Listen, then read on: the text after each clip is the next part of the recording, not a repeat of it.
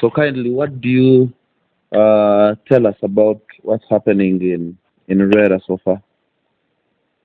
What is happening now is our teams are undertaking restoration of the section that had been damaged, and we hope that works can be completed today, so that that side of the road that is affected can also be opened as soon as possible.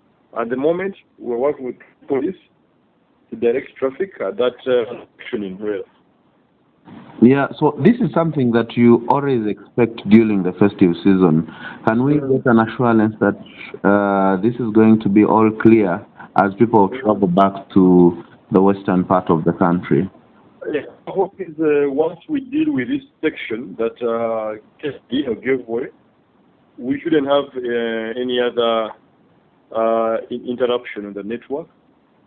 But still, we would continue to do our monitoring along that highway and many other highways to ensure that should there be an incident, it is quickly resolved and the flow can be restored.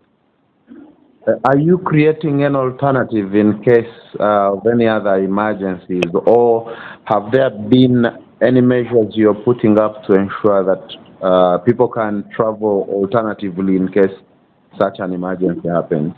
In case there is an emergency, even without an emergency, there is already a road that links from Mpigi all the way to Villa Maria onto Masaka.